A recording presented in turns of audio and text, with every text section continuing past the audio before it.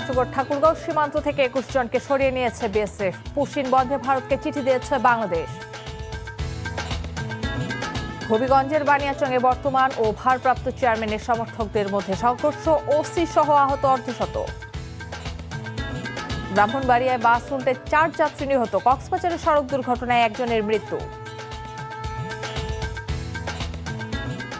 Medical intern চিকিৎসকদের কর্মবিরতির দ্বিতীয় দিনে গড়িয়েছে অচল জরুরি স্বাস্থ্যসেবা।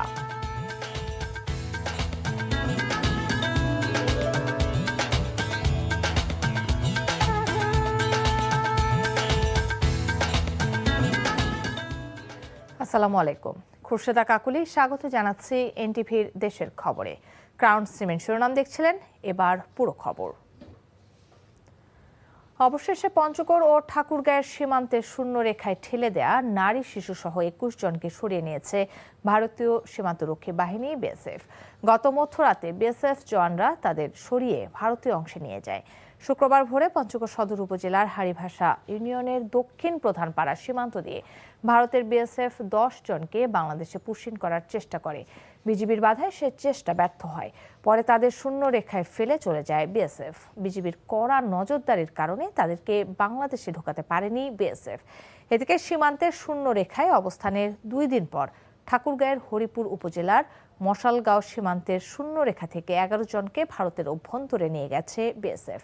মধ্যরাতে তাদের নিয়ে যাওয়া হয়। এদিকে ব্রাহ্মণবাড়িয়া সহ অন্যান্য সীমান্তে টহল জোরদার করেছে বিজিবি।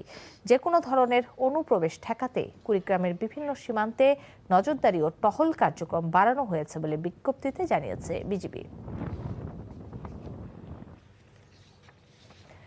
এদিকে পুশিন ঠেকাতে সীমান্তে শক্ত অবস্থান নিয়েছে বর্ডার গার্ড বাংলাদেশ বিজিবি। পাশাপাশি পুশিন বন্ধে ভারত সরকারকে 12 থেকে 13টি চিঠি দিয়েছে বাংলাদেশ সরকার। দুপুরে পররাষ্ট্র মন্ত্রণালয়ে সাংবাদিকদের মুখোমুখি হয়ে এসব তথ্য জানান পররাষ্ট্র প্রতিমন্ত্রী শামা ওবায়েদ ইসলাম। পররাষ্ট্র প্রতিমন্ত্রী বলেন, ভারতের পুশিনের চেষ্টা বিজিবি শক্তভাবে প্রতিহত করছে।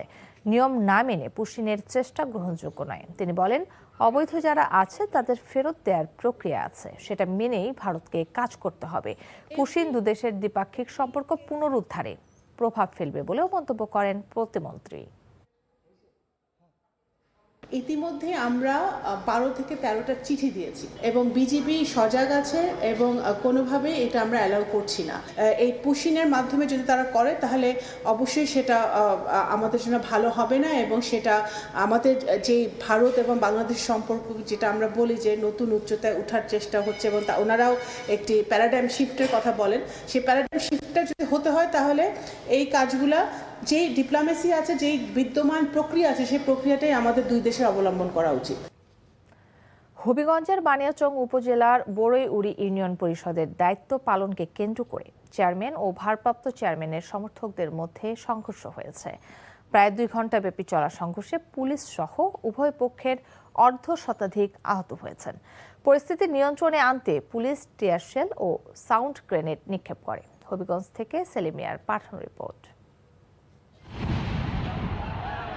সোমবার সকালে সরকারের মানবিক সহায়তা কর্মসূচির আওতায় ক্ষতিগ্রস্ত কৃষকদের মাঝে নগদ অর্থ ও চাল বিতরণ অনুষ্ঠানে চেয়ারম্যান ফরিদ আহমেদ উপস্থিত হলে তাকে ঘিরে নতুন করে উত্তেজনা সৃষ্টি হয়। এ সময় চেয়ারম্যান ফরিদ আহমেদ ও ভারপ্রাপ্ত চেয়ারম্যান কফিল উদ্দিনের মধ্যে বাকবিতণ্ডা শুরু হয়। এক পর্যায়ে ফরিদ আহমেদের সমর্থনে নোয়াগাঁও, কদুপুর সহ কয়েকটি গ্রামের লোকজন এবং কফিল উদ্দিনের সমর্থনে হলদারপুর গ্রামের লোকজন দেশীয় অস্ত্র নিয়ে সংঘর্ষে জড়ায়। পুরো ইউনিয়ন পরিষদ এলাকা পরিণত হয় রণক্ষেত্রে। আজকে তো সকাল থেকে মারামারি হয়েছে চেয়ারম্যানের লইয়া নগর আওয়ামী লীগের সকল নেতাকল যেতলা আর বিএনপির নেতাকল যেতলা এরা এটা লইয়া তোমার জানা লইছে। ভারপ্রাপ্ত কফিল উদ্দিন যে মেম্বার 5 নং ওয়ার্ডের মোহাম্মদ কফিল উদ্দিন, সে তার সন্ত্রাস বাহিনী লইয়া আইয়া ওই আক্রমণ হইয়া লাইছে। জনগণ খবর ভাইয়া আইয়া আমারে বাঁচাইছে লাঠি জুতা লইয়া তাই মনে করেন আওয়ামী লীগ সংগঠিত হইয়া তাই ইউনিয়ন পরিষদে আইয়া তারা বুকের মধ্যে সব তার মাইডের যে ফিটিং এর লোয়ার ওই পোশাক আছে এগুলো সব পোশাক লইয়া তারা আক্রমণ করছে। পুলিশ গিয়ে টিয়ার শেল ও সাউন্ড গ্রেনেড নিক্ষেপ করে পরিস্থিতি নিয়ন্ত্রণে আনে। প্রায় 2 ঘন্টা ব্যাপী সংঘর্ষে বানিয়াচং থানার ওসি সহ 4 পুলিশ সদস্য এবং উভয় পক্ষের অর্ধশতাধিক লোকজন আহত হয়। আহতদের উদ্ধার করে হবিগঞ্জ সদর আধুনিক হাসপাতাল সহ বিভিন্ন হাসপাতালে ভর্তি করা হয়েছে। প্রয়োজনীয় আইনগত ব্যবস্থা যেটা নেওয়া দরকার সেটা নিব, আসামি ধরার জন্য যা করার দরকার আমরা তাই করব। আমি আশা করব ভবিষ্যতে এটা নিয়ে যেন আর কোনো মারামারি এবং বিভেদ সৃষ্টি না হয়। এবার আইনের কাজ আইন করবে। এলাকায় অতিরিক্ত পুলিশ মোতায়েন করা হয়েছে। NTV news desk. রূপগঞ্জের ওয়াটার ট্রিটমেন্ট প্লান্ট প্রকল্পটি পুরোপুরি চালু হলে ঢাকার 2 সিটিতে দৈনিক 50 কোটি লিটার নিরাপদ পানি সরবরাহ করা সম্ভব হবে বলে জানিয়েছেন স্থানীয় সরকার মন্ত্রী মির্জা ফখরুল ইসলাম আলমগীর। সকালে প্রকল্পটি পরিদর্শন শেষে গণমাধ্যমকে এই কথা বলেন তিনি। মন্ত্রী আরও বলেন, এই প্রকল্পের মাধ্যমে প্রায় 43 লাখ মানুষ উপকৃত হবে এবং ঢাকার ভূগর্ভস্থ পানির উপর নির্ভরতা উল্লেখযোগ্যভাবে কমে আসবে। একই সঙ্গে শীতলক্ষ্যা নদীর দূষণজনিত ঝুঁকি মোকাবিলায়ও এটি গুরুত্বপূর্ণ ভূমিকা রাখবে।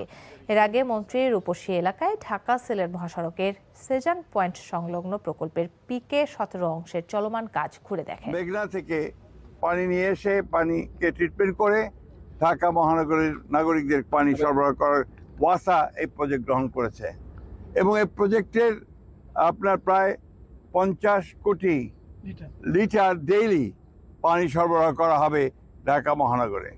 প্রায় 10,000 কোটি টাকা ব্যয় প্রজেক্ট নেওয়া হয়েছিল এবং এটা প্রায় শেষের দিকে 97% প্রায় আপনার শেষ হয়ে এসছে। চট্টগ্রামের বাকুলিয়ায় 3.5 বছরের শিশু ধর্ষণের ঘটনায় অভিযুক্ত ব্যক্তির বিরুদ্ধে আনিত অভিযোগ আমলে নিয়েছে আদালত।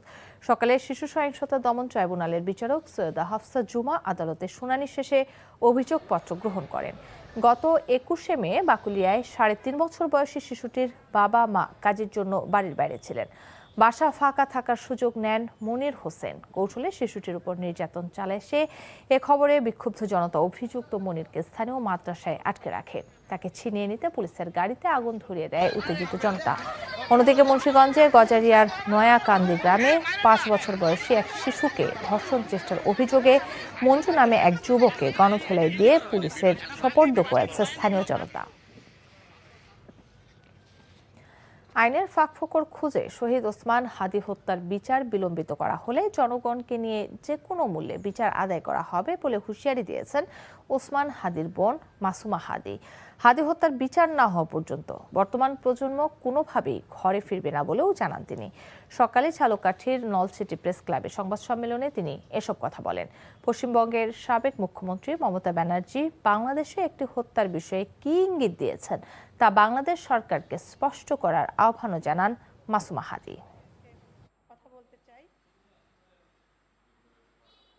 মমতা ব্যানার্জির কথা গুরুত্বের সাথে নিয়ে শহীদ ওসমান বিন হাদি হত্যার সাথে কারা কারা জড়িত তা কূটনৈতিকভাবে স্পষ্ট করা রাষ্ট্রের দায়িত্ব। আমি মনে করি আমার ভাইকে একক কোনো ব্যক্তি বা গোষ্ঠী হত্যা করতে পারেনি, বরং একাধিক রাজনৈতিক দল ও রাষ্ট্রের গুরুত্বপূর্ণ বাহিনী এ হত্যার সাথে জড়িত। 6 দফা দাবি আদায়ে সারা দেশে অনির্দিষ্টকালের কর্মবিরতি পালন করছেন ইন্টার্ন চিকিৎসকেরা। এতে কার্যত অচল হয়ে পড়েছে জরুরি স্বাস্থ্যসেবা। সকাল থেকে দ্বিতীয় দিনের কর্মবিরতি শুরু করে চট্টগ্রাম ইন্টার্ন ডক্টরস অ্যাসোসিয়েশন। তাদের দাবির সমর্থনে চট্টগ্রাম মেডিকেল কলেজ ক্যাম্পাসে নানা কর্মসূচি পালন করেছে ইন্টার্ন ডক্টরস অ্যাসোসিয়েশন ও চট্টগ্রাম মেডিকেল কলেজের শিক্ষার্থীরা। এর সাথে একাত্মতা ঘোষণা করেছেন প্রশিক্ষণরত চিকিৎসকরা। এতে দুর্ভোগে পড়েছেন রোগীরা। আন্দোলনকারী চিকিৎসকরা জানায়, 6 দফা দাবি নিয়ে সংশ্লিষ্ট মহল এখনও চূড়ান্ত কোনো দৃশ্যমান পদক্ষেপ নেয়নি, তাই তারা কর্মবিরতি পালন করছেন। তাদের দাবি না মানলে আরও কঠোর কর্মসূচির হুমকি দেওয়া হয়। এদিকে রাজশাহী মেডিকেল কলেজ হাসপাতালের ইন্টার্ন চিকিৎসকরাও কর্মবিরতি শুরু করেছে। এতে দুর্ভোগে পড়েছেন রোগীরা।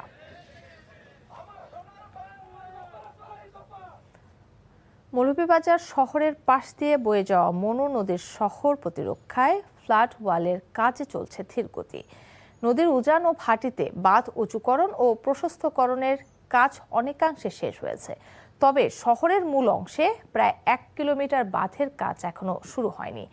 আসছে বর্ষার আগে বাঁধের কাজ শেষ না হওয়ায় শহরের মানুষ রয়েছেন তীব্র উদ্বেগ ও উৎকণ্ঠায়। মৌলভীবাজার থেকে SM উমেদ আলীর পাঠানো রিপোর্ট।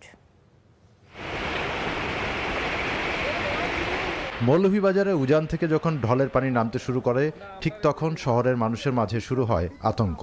এই সময় শহরবাসী যানমাল নিয়ে সরে যেতে খুঁজতে থাকেন নিরাপদ উঁচু আশ্রয়স্থল। এ অবস্থায় শহর রক্ষায় দীর্ঘদিন RCC ফ্লাড ওয়াল নির্মাণের কাজ শেষ না হওয়ায় শহরবাসীকে স্মরণ করিয়ে দেয় পূর্বের ভয়াবহ বন্যা। আমরা প্রতি বছর এটা ভোগান্তিতে পড়ি। পানি অবরে আসে, দোকানপাট বন্ধ থাকে, মেন রোড বন্ধ হয়ে যায়। দোকান থেকে দেখি যে নদীর পানি অনেক উপর হয়ে গেছে, তখন আমরা মালগুলা সরাই নেই। এই শহরের মাঝখানের অংশটাই নিচু রয়ে গেছে, এই বাঁধটা এখনো হয় নাই। আমরা খুবই আতঙ্কিত। সামনে বর্ষা আইতেছে, বর্ষাকালে যদি এখানে আমরা বাঁধটা উঁচু না করে, যে কোনো মুহূর্তে বাঁধে ফ্লাডে ভেঙে যেতে পারে।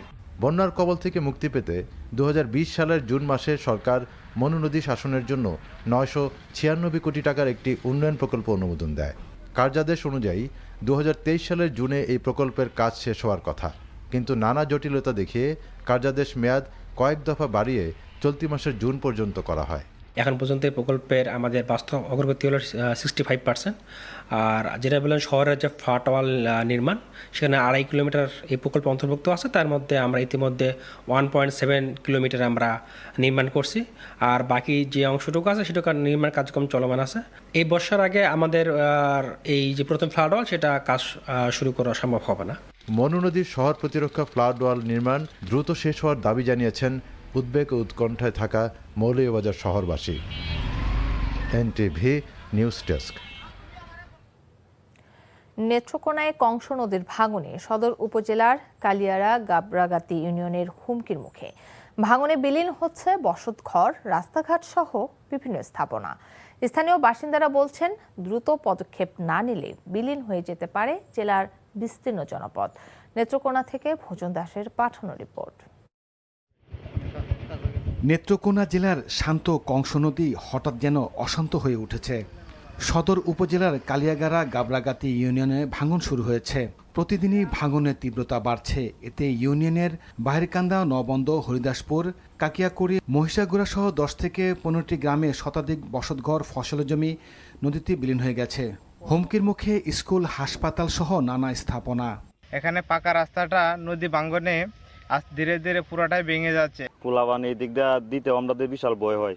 নদী ভেঙে যাইতেছে, আবার বাজার নষ্ট হয়ে যাইতেছে, চলাচলের অসুবিধা হচ্ছে। গাড়ি যাইতে পারতেছে না, একটা ভ্যান গাড়ি যাইতে পারতেছে না, রিক্সা যাইতে পারতেছে না, অটো যাইতে পারতেছে না। ভাঙন রোধে দ্রুত পদক্ষেপ নেওয়ার কথা জানালেন পানি উন্নয়ন বোর্ডের এই কর্মকর্তা। জরুরি ভিত্তিতে প্রতিরক্ষামূলক কাজ বাস্তবায়নের জন্য ঠিকাদার নিয়ে করেছি। এটা অতি দ্রুতই সেখানকার ভাঙন প্রতিরোধের জন্য আমরা কাজগুলো বাস্তবায়ন করব এবং বাস্তবায়ন করলে এখানে ভাঙন প্রতিরোধ সম্ভব হবে এবং ভবিষ্যতে যাতে এখানে কোনো ভাঙন না হয় সেই বিষয়ে আমরা পরবর্তী প্রয়োজনীয় ব্যবস্থা গ্রহণ করব। শুধু আশ্বাসের ফুলঝুরি নয়, দ্রুত কার্যকরী পদক্ষেপ দেখতে চান জেলাবাসী। NTV news desk.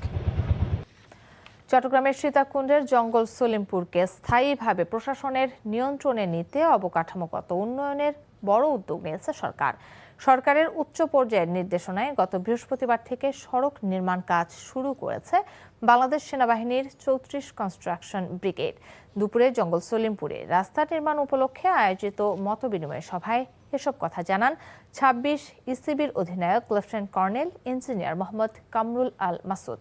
তিনি বলেন, ছিন্নমূল এলাকা থেকে আলীনগর উচ্চ বিদ্যালয় পর্যন্ত, আলীনগর টেক্সটাইল হয়ে ঢাকা চট্টগ্রাম মহাসড়ক পর্যন্ত, আলীনগর থেকে ভাটিয়ারি বালুচড়া লিংক রোড হয়ে চট্টগ্রাম খাগড়াছড়ি মহাসড়কের সংযুক্ত সড়ক এবং জঙ্গল সলিমপুরের অভ্যন্তরে আরও একটি সড়ক নির্মাণ করা হবে। জঙ্গল সলিমপুরে পর্যাপ্ত সড়ক যোগাযোগ না থাকায় সন্ত্রাসী গোষ্ঠী ও ভূমিদস্যুরা ত্রাসের জনপদে পরিণত করেছিল এলাকাটিকে।